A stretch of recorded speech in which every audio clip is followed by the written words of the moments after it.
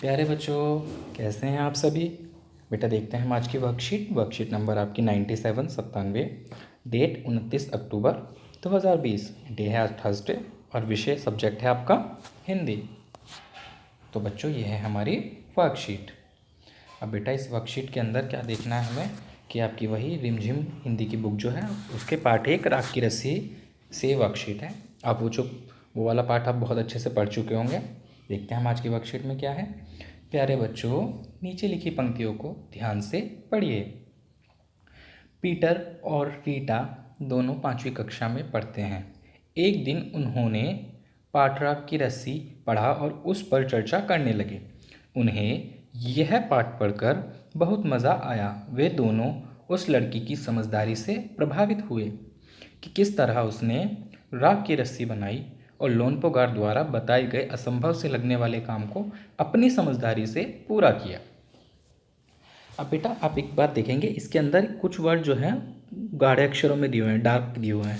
उन्होंने, उसने, उन्हें, यह, उस, अपनी, इस तरीके से।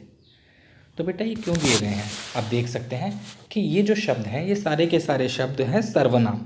इनका प्रयोग कहाँ हुआ है? संज्ञा के स्थान पर हुआ है। देखो मैं एक लाइन पढ़कर बताता हूँ आपको। पीटर और रीटा दोनों 5वीं कक्षा में पढ़ते हैं। एक दिन उन्होंने, अभी इस उन्होंने का इस्तेमाल किसकी जगह हुआ है? पीटर और रीटा की जगह। ये थी संज्ञा और इस संज्ञा की जगह इस्तेमाल हुआ नया शब्द।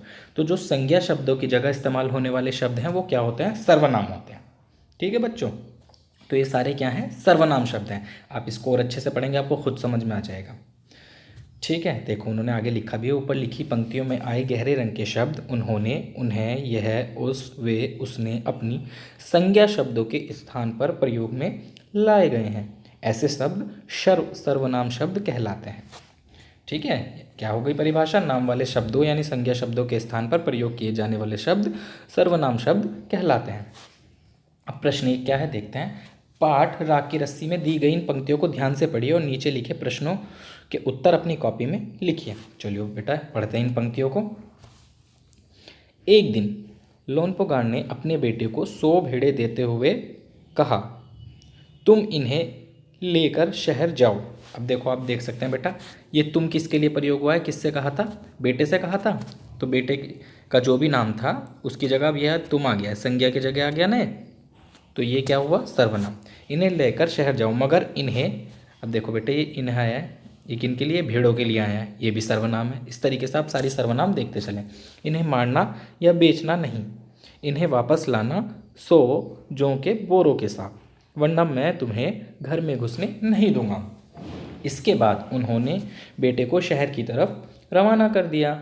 लोनपोगार का बेटा शहर पहुंच गया, मगर इतने बोरे जौ खरीदने के लिए उसके पास रुपए ही कहाँ थे।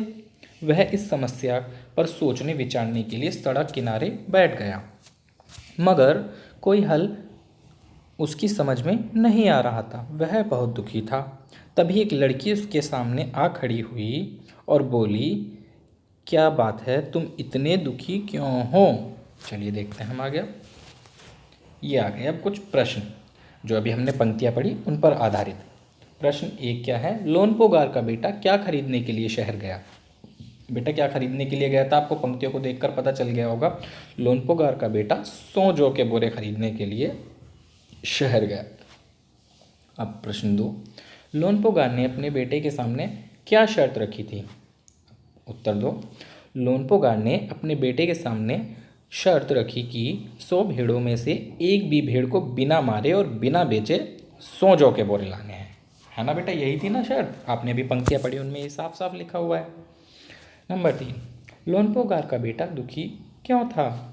उत्तर नंबर 3, लोनपोगार का बेटा इसलिए दुखी था क्योंकि उसको समझ नहीं आ रहा था कि बिना पैसों के वह 100 जौ के बोरे कैसे खरीदेगा। है ना बेटा, और उसके पिता ने तो शर्त रखी थी कि तभी घर में घुसेगा जब वो 100 जौ के बोरे लाएगा। अब प्रश्न 4, ऊपर लिखी गई पंक्तियों में से लोनपोगार के बेटे के लिए इस्तेमाल हुए किन्हीं 4 सर्वनाम शब्द को लिखिए। अब बेटे अभी हमने ये पंक्तियाँ पढ़ी हैं ये वाली, इसके अंदर लोनपोगार के बेटे के लिए क्या क्या यूज़ हुआ है। सबसे पहले तो ये मैंने तुम आपको बता दिया था, तुम इन्हें लेकर शहर जाओ, मगर इन्हें मारना या बेचना नहीं, इन्हें वापस लाना 100 जौ के बोरों के साथ, वरना मैं तुम्हें एक, ये तुम्हें उनके घर में घुसने नहीं दूंगा। इसके बाद उन्होंने बेटे को शहर की तरफ रवाना कर दिया।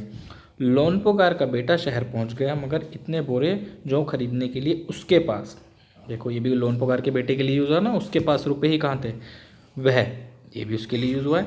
इस समस्या पर सोचने विचारने के लिए सड़क किनारे बैठ गया, मगर कोई हल उसकी समझ में नहीं आ रहा था।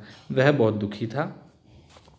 तभी एक लड़की उसके सामने आ खड़ी हुई और बोली, क्या बात है, तुम इतने दुखी क्यों हो। ये सारे बेटा सर्वनाम किसके लिए यूज़ हुई, लोनपोगार के बेटे के लिए। इनमें से 4 लिखनी है। देखिए अब आप, ये मैंने 4 लिख दी, तुम, उन्हें, उसके, वह, कोई भी 4 लिखनी थी। बढ़ते हैं इससे आगे। अभिभावकों के लिए सुझाव, बेटे ये आप अपने पेरेंट्स को ज़रूर दिखाएंगे। बच्चों से बातचीत करते हुए अपने दैनिक जीवन में प्रयोग होने वाले सर्वनाम शब्दों की ओर ध्यान दिलवाइए और इन शब्दों को वाक्यों में प्रयोग करने के लिए भी प्रोत्साहित कीजिए।